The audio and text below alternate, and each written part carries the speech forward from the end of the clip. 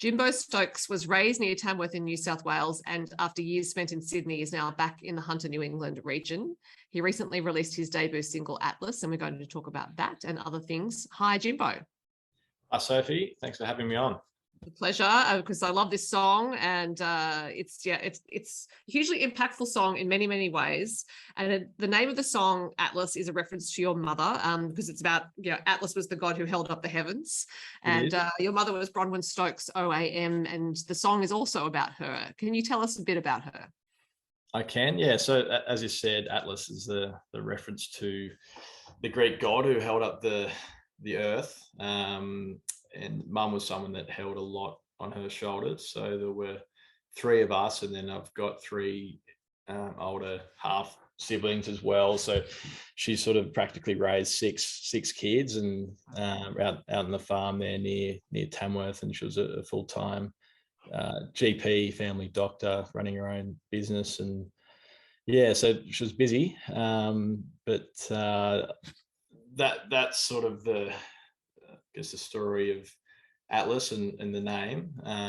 But the story of actually writing the song goes a bit further. So I was unfortunately passed away in 2016 from a grueling battle with ovarian cancer.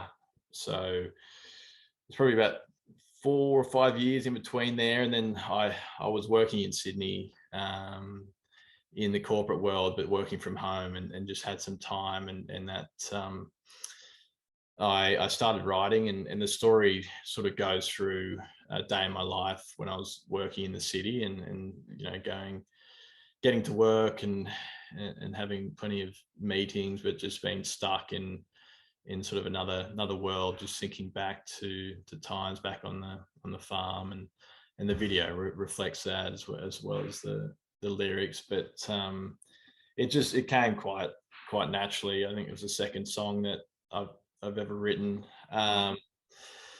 But so I didn't have to think too much about it. It was a story that I was just very familiar with, and so it came out easily. It's something, in a way, sort of almost subconsciously wanted to get out. It was a sort of a slight release. So that's a bit of the context of why and sort of when and how it was written. So it sounds a bit like you were carrying that song for a few years, and it was just that working from home, which I presume was due to the pandemic, that gave you, well, nature abhors a vacuum, so the vacuum was created, and then the song rushed to fill it. I think that's fair. I think it was so familiar to me, because it's sort of painting a picture of one day, but that was one day for probably 3 or 4 years at least. So it was quite a personal one for me to do. And then with COVID, as many people would have experienced, just having that extra time, and often being by yourself. So I was living with my sister at the time, and she was deployed over in the Middle East. So I was completely solo. So I had time, and had time in between work. And that's, I think, often when the creative side comes out. So I started fiddling around the guitar and doing some writing. And that was the second song, but sort of first quite meaningful one that I did. Your sister does have a couple of cute dogs, though, from what I saw on your Instagram. Were they keeping you company while you were songwriting? Yeah, they were great company, actually. They weren't as I was songwriting, but certainly spent plenty of time with little Figgy and Wilbur. Very funny little fluffy cavoodles. Right. Great buddies. Yeah, right. I mean, love songs are a big part of all genres of music, but they're usually romantic in nature. This song, at least from my perspective, is very much a love song, but it's the love you have for your mother that you're expressing, not just in the lyrics, but we can really hear it in the way you sing it. And I'm wondering whether you record something so powerful and play it live, is there any separation between you as a son and you as a performer, so that you can play it over and over again, and I guess not have it completely ruin you? Because as a listener, it's a really powerful song. Yeah, I think there is. I think you don't know when it's going to hit home and when it isn't, but you definitely get in that mode of, you know, autopilot of just getting it out, and it's a performance song. So no, definitely when I'm performing, I'm very rarely, you know, thinking deep into the lyrics. I'm just doing what I've done and practice. But then every now and then, even just listening to it or watching the video, then, you know, it might be the 20th or the 60th time or whatever it is, it does hit home. But yeah, most of the time, luckily, you can sort of get by and just you've done the practice, you know the words, and doing it, and you've got other songs to sing as well, so you don't want to get stuck in the middle of a concert or anything like that. But so it's good being able to sort of switch on and off as needed. Now, you worked with Rod McCormack on this song, and Rod is well known in country music circles because he's produced a whole lot of people. He plays in a lot of recordings. How did that association come about? How did it come about? He was a referral from a friend in the industry, and we caught up, and he was keen to do some co-writing. Sort of felt I had an interesting voice and wanted to work together. So we will do some co-writing, but I also said, oh, look, I've got this song that I would like to get produced. And if you wanted to take a look at it, then that would be great. So we started working on that, and anyone that knows Rod would know that he's incredibly efficient and effective and productive, and just gets through it incredibly quickly, and is an absolute master of the art.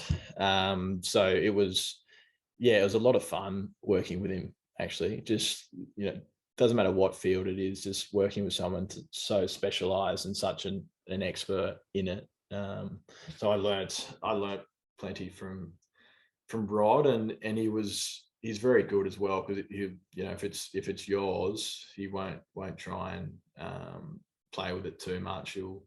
He knew what I was trying to get out there, and that it's had to keep that integrity and acoustic style feel. So he gave great suggestions, but was never overbearing. Right. So a lot of fun working with Rod, and I'll continue working with him for hopefully a long time. Right. Now, you mentioned Rod saying something about your voice and being interested in your voice, and you have training as an operatic tenor from what I was reading. So were you thinking of becoming an opera singer, or did you just have the training because you wanted to work on your voice? A bit of both. I think the training was great because I liked just that really fundamental vocal training and just getting the whole body working, and I think it can be applied to a lot of different genres as well, just classical singing.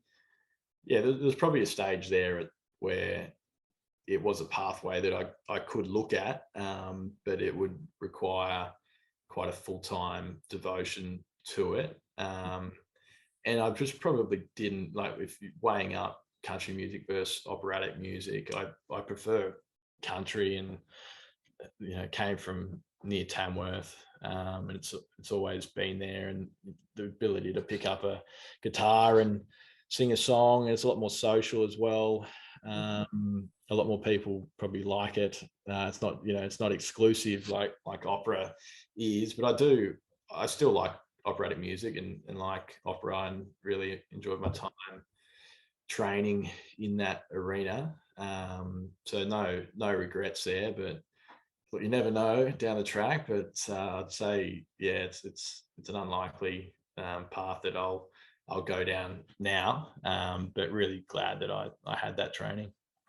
Well, and of course, with country music, you can take yourself off on the road, but it's a little harder with opera. You do need a company of at least dozens of people. Yes, that's it. It requires quite a bit of setup, both just for the voice and everything that comes around it. But yeah, just the absolute minimalistic country, one person and a guitar. It's pretty cool that you can produce music and be nearly as effective with that as you are with a full band or full sort of production. So that's one of the beauties about country music, I think. Mhm. And I'm sort of the belief that a good song is a good acoustic song as well. I think the other things are very important and can add tremendous value. But if it doesn't sound good, like the basics, then it's probably not with all the frills. So Mhm. yeah. Well, yes, because structurally it wouldn't be as sound as it needs to be, probably, if you can't strip it back to that acoustic format. But growing up near Tamworth, were you a family that went into the festival and saw who was around, or did you stay away in January? A bit of both. So yeah, some years would go in and go to plenty of different concerts. John Williamson and Paul Kelly and whoever was about in the year, Steve Ford, I think at some stage. But then other times it's also, we used to try and it's the hottest time, as you know, of the year just about. So it's often our beach. We'll try and get down to the beach for a week. But no, had plenty of exposure to the country music festival. But living there, as anyone in Tamworth would probably attest, that you don't need to do it every year. It's sort of, it's a different town for that couple of weeks. But even since leaving, when I was living in the city, I went back there probably 2 or 3 times. So over the last 6 or 7 years, I was there this year as well. So yeah, can't. I'm still going back, but living in Scone now, which isn't too far away. Mm-hmm. Yep, just down the New England Highway, appropriately close, I think. So when you were growing up, which country music artists did you listen to, or even recently, which country music artists have you enjoyed listening to?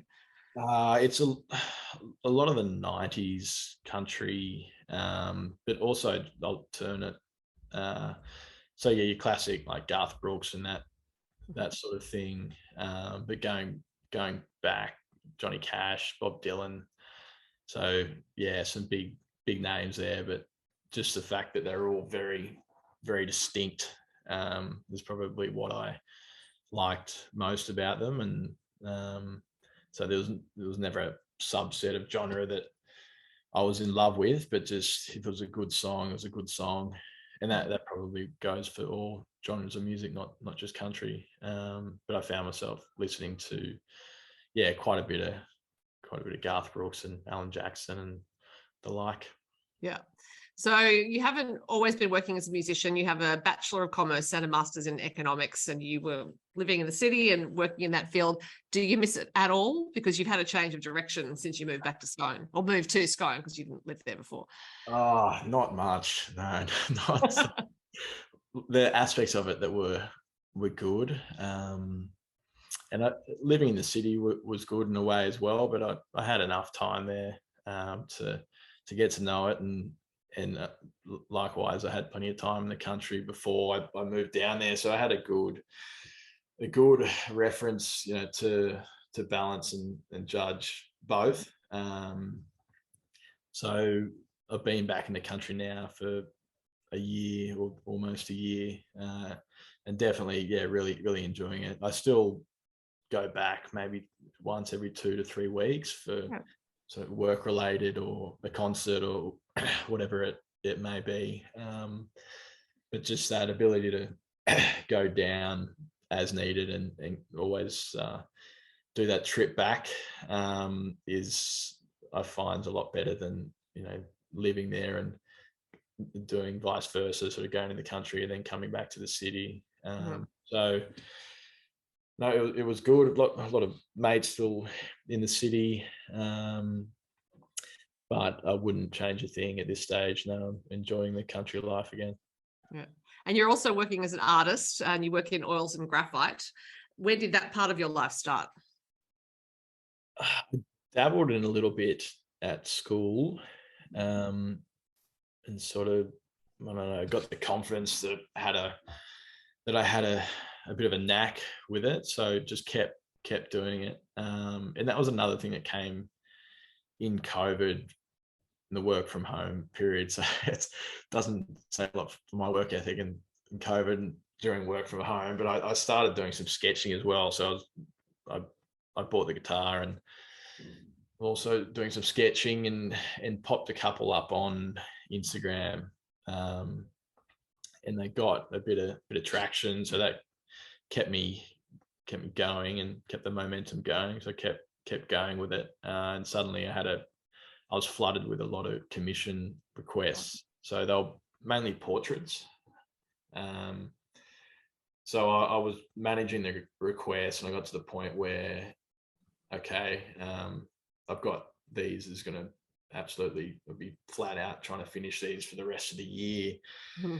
I'm doing this job that I don't have that much interest in at the moment. So I took the plunge and actually quit my job at the time. And another massive benefit of that was it just gave me complete freedom to live where I wanted and do what I wanted to do, which was to live in the country and to devote more time to music in particular. So that was a great way to do that. But that's kind of where it came about. I didn't, though I work in the arts industry now, and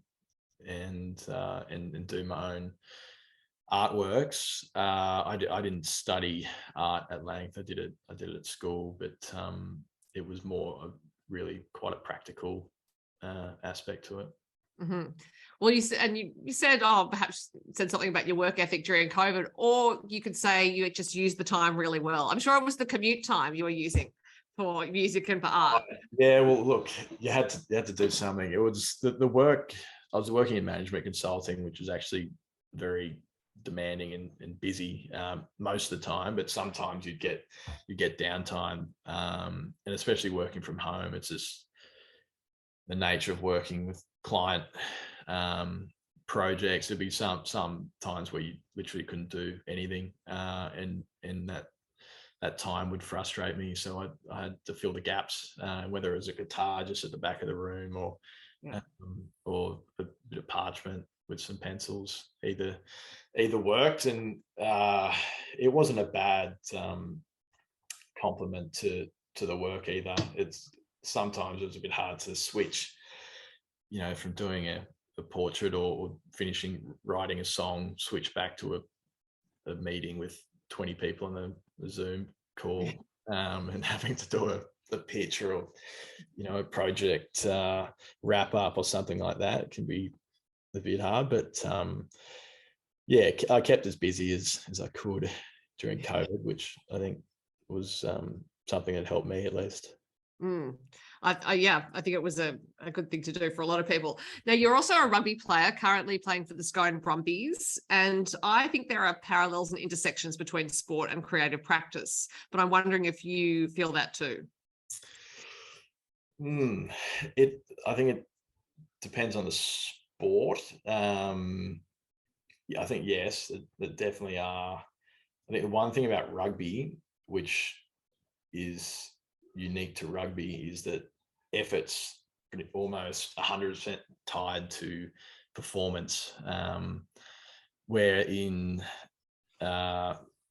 creative industries it's not as much. Sure, over periods of time you'll get better at your craft, but actually the writing or the constructing of a song or something like that, you've got to actually relax at times rather than go full bore, if that makes any sense. You've sort of actually got to sit back, and you can't just go at it 100%. You've got to it's a bit more nuanced, and it's often that the times where you relax, especially for an example with opera singing, the way to get the top notes, you've actually got to fully relax. If you go too hard, then your larynx goes up, and then boom, it cuts the note completely. That with any singing, as you know. So whereas in the good thing about sport is that no, you just go tackle harder, then you'll play a better game. You can take your anger out on the field. That's with rugby, but other sports are a bit more I don't know, a bit more technical, probably a bit more refined, but that's what I find with sport. So there are definitely parallels, the teamwork part of it is a great component. But for me, rugby was actually one of those things where you could actually, you don't have to think too much, just go out there and just try hard, run around, and make a few tackles. And it was almost the sort of the nice, refreshing break from trying to think too much about whatever else you're doing. Yeah. I'm laughing because I always refer to rugby as bring back the biff, which is a Roy and HG phrase a while ago about rugby league. But whenever I see a rugby union match, I think, oh my God, it is just that. So much of it is biff, or as you said, taking out your anger on the field. Yeah, it is. Oh, look, there's plenty of strategy to it as well, but it's one of the strategy comes before. So you do your thinking, and you know what you're going to do, and then once you get out there, you just try not to miss too many tackles. Now, changing back to music, and you mentioned that you may well work with Rod McCormack again. I'm wondering if you have any songs in the works that you're writing or thinking of recording anytime soon. Yeah, I've got a couple that I've written and would like to get out there. So I'll definitely follow it up. And I was interested to see how the first one would go. It was a real unknown for me, and it wasn't a song with any commercial aspirations. So I just wanted to do it for personal reasons, really. So it was a real bonus that it seemed to resonate with a lot of people, and that's given me confidence to back it up and keep going with it. So I will definitely be releasing more songs. So stay tuned. And do you have any regular gigs in the Scone area or Hunter, New England at all that people can come and see you? Not regular ones. I've got one at the Thoroughbred in a couple of weeks here in Scone at Remembrance Day, 11th of November, down in Sydney in a few weeks for a party. But I'm not gigging every week. I must admit I probably prefer the writing side to the live performances, but it's cool performing as well. So good to get the best of both. Well, we'll look forward to new music when it comes. And in the meantime, people can listen to Atlas, and I'm sure they'll find it as powerful as I have. Jimbo, it's been great to talk to you. Thanks very much. Thanks, Sophie.